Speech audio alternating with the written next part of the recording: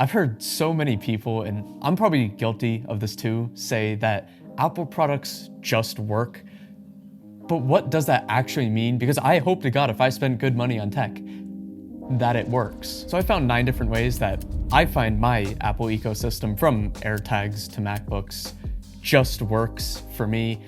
And I'm not just gonna be listing these features, I'm gonna show how to use them to actually be useful, and as well as go over some potential downsides of an ecosystem at the end. The first way is with new Apple products like the MacBook Neo being so popular and also more affordable than ever. It's very possible now that iPhone users are even deeper in the Apple ecosystem, for better or worse. But with the Neo in its cheapest configuration, there's no Touch ID. Now, it's not a big deal at all typing in your password, but if you have an Apple Watch, you can set it to automatically unlock your MacBook as soon as you flip it open. Even if you're on a Neo with Touch ID or any MacBook, by the time you're reaching over to try to scan your finger, most of the time your watch still unlocks it faster. Now for this next one, I never really thought it would be that useful until I found ways to actually take advantage of it. And that is the universal clipboard. And pretty much all it is, you have to turn on handoff, and whatever you copy on one of your devices, like your phone, you can paste on another one of your devices, like a MacBook. Now, some really niche ways I've been using it is,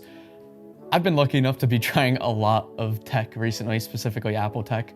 Again, that's only possible because people watch my videos, so thank you. And I love everything about that, except 2 things. One, I don't really like having more tech than I need laying around, but that's irrelevant for this video. The second one is signing into everything. So being able to copy passwords or one-time codes or anything like that from my phone and then paste it directly onto my MacBook has really sped up the process. And the same thing's true if I'm doing like a speaker test. I can copy the link on this MacBook and then just paste it on all of the others. Now I realize that almost everyone will never need to do a speaker test, and that I also seem like the final boss of consumerism at the moment. So some more day-to-day use cases that I'm using the universal keyboard are if I see a link to a good software or product or discount on something, on an ad on something like Instagram, and I want to just take a little bit of a closer look, I can copy the link on my phone, paste it right onto a MacBook, and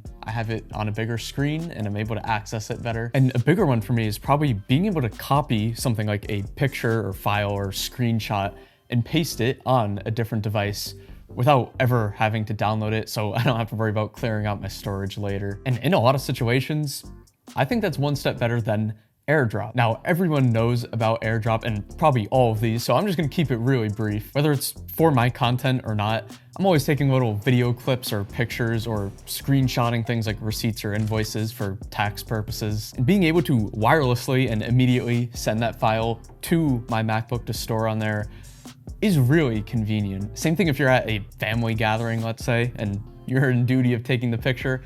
Instead of having to text it to everyone, if everyone has an iPhone, or I think even Google Pixels you can AirDrop to now, you can do that and it's a whole lot easier. And kind of like universal keyboard, I found myself AirDropping a surprising amount of tabs, from like YouTube videos to maybe like an Amazon product where I'm not signed in on my phone, but I am on my laptop. And obviously there are alternatives. In fact, they're probably better than AirDrop. I think Local Send is a popular one.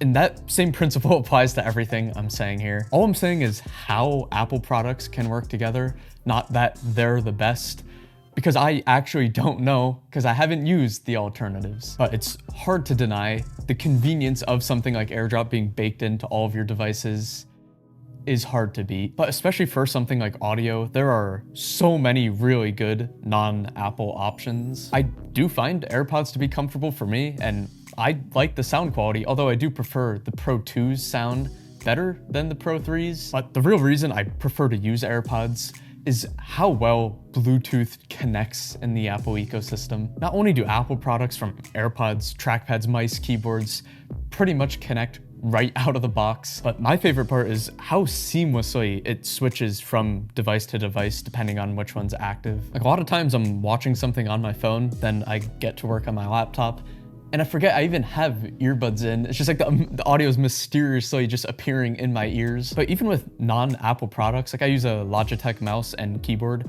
they both have had no problems when on Windows, that same exact mouse is constantly disconnecting and I have to remove it and restart my computer and repair it. It's a mess. But especially with something like AirPods, that gets into a huge downside, which again, I'll mention at the end. But this next one is something I haven't even tried until recently. I didn't realize how easy it was and how much of a difference it makes. MacBook's webcams are solid. I mean, they serve their purpose. It's a decent video image that you can use on something like a meeting so people can see your face. It's not gonna be the cinema. There are some cool features, like I can blur the background here. I can kind of like relight my face. That actually looks pretty nice. You can also swap out the background entirely, and it actually can use the screen and almost simulate a ring light, which I think is actually very creative. But with your iPhone, whether it's plugged in or not, as long as you have handoff on, you can use the continuity camera. And now my iPhone is my webcam, and it quite literally took 2 clicks to set up. It's not complicated at all. And if I put the two side by side, there is a pretty significant difference. Another little benefit is if you're recording content, you can record iPhone footage directly to your MacBook, which could be an easier workflow. Although I will say, I just have my phone resting on like the bottom hinge right here. So it could be a little awkward and it's not as convenient as the built-in webcam, but it still could be worth it. Now, a very small one that I just don't think is appreciated enough has to do with the widgets. My favorite one is definitely the battery widget. With all of these devices, it's nice to be able to see something and kind of keep track of where they're all at. And with macOS and iOS both being designed specifically for Apple devices, I have this same exact widget on my MacBook and my iPhone. And my AirPod Pro 3 case is almost dead. That's unfortunately not surprising, and another reason why the 2s are better. And although it's not like a deal breaker or really changes my life, having the same exact things available on different devices makes it feel so much more cohesive. It's not just for widgets, the same thing goes for your calendar or your reminders and things like that. And this gets into the big overarching and extremely obvious point.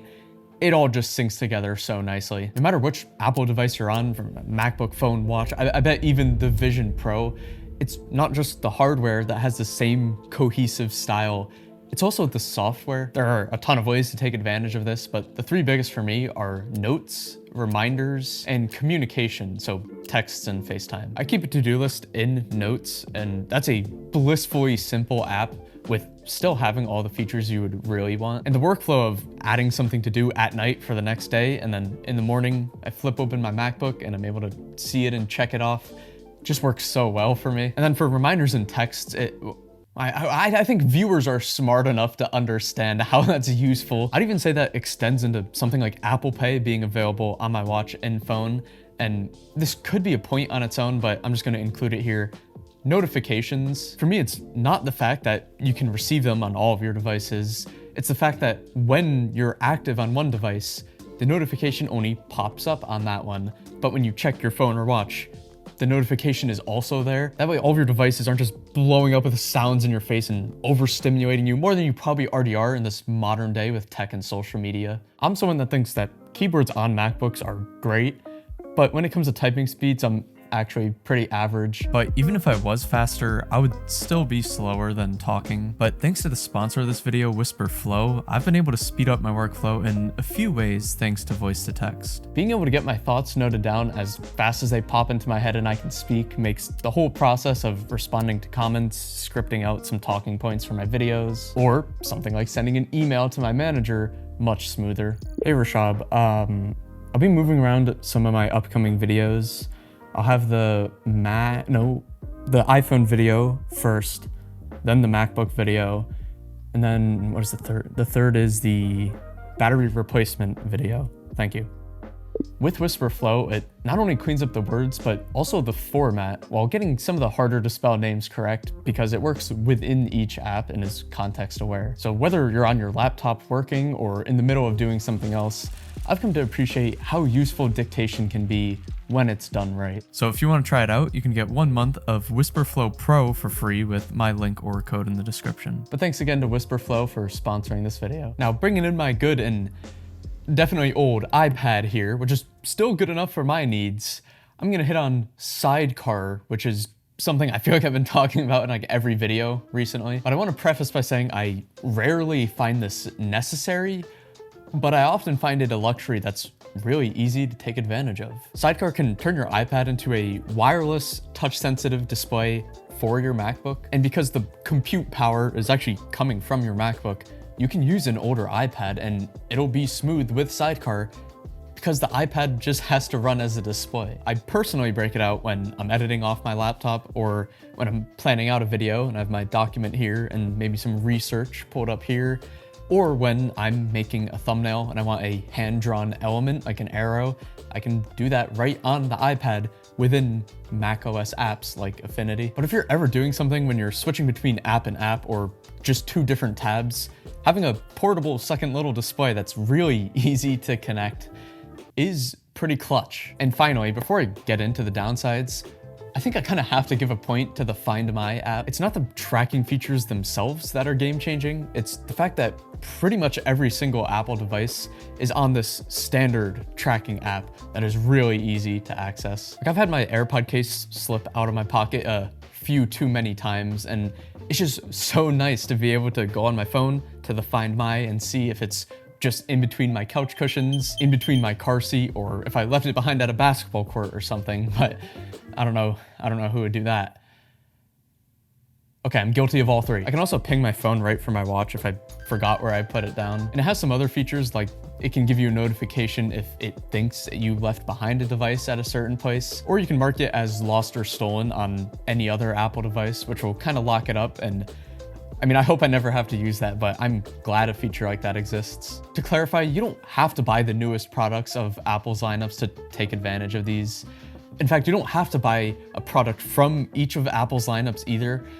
I mean, just in a more general scale, you don't have to buy any Apple product because there are downsides of locking yourself into an ecosystem like this, specifically Apple's. To ramble off a few of the more minor ones, Apple Watches have pretty bad battery life compared to some of the competition. As far as phones go, I don't think there's a good budget lineup that Apple's currently offering. And in general, I feel Apple's pretty conservative in terms of adding innovative new features. But when they do add them, they tend to be pretty great. So what currently comes to mind is the Apple Fold and touchscreen MacBooks, which are two things that aren't new, but Apple has never done them before, and they might potentially be coming soon. And like I mentioned before, there's a huge downside when it comes to some of Apple's products like earbuds. With Apple devices, they're great. In fact, they're the most seamless audio device I've ever used. But as soon as you use a non-Apple device, they're pretty terrible, especially when it comes to other phones. A while ago, I tried a Pixel 10 and they connected and they sounded fine, but I took them out of my ear, I put them back in the case and I closed the case and they were still playing audio through them.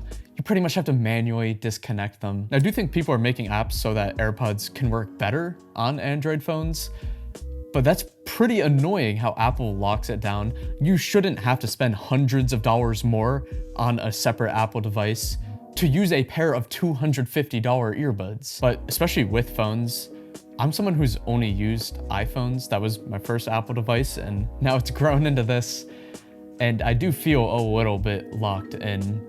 But it's the idea of if being in an ecosystem wasn't offering any kind of features that I feel like I would be missing if I got different kinds of devices, then I probably wouldn't feel locked in at all. So, I mean, at the very least, at least there are features that I am benefiting from having. And to wrap up this clown show here, I should mention the hardware and software aspect of Apple devices lasting a very long time with good build quality and security updates heavily contributes to them just working. Like I've kind of said, I think compared to the competition, a lot of Apple products lack character and a lot of cool features, but the features that they do have, I completely trust that they will pretty much always work. I have to imagine that's part of why a device like the Neo succeeded, because it has that Apple logo on the back. People will trust that it's built better and is more reliable and more premium compared to other $500 to $600 alternatives. It's just a matter of brand consistency and also just perception. And I mean, so far I gotta say, every Apple product I've had has lived up to that image. But if I missed anything, or you're living life in a Google or Samsung ecosystem, Let me know what that's like. But thank you for watching, and feel free to subscribe for more.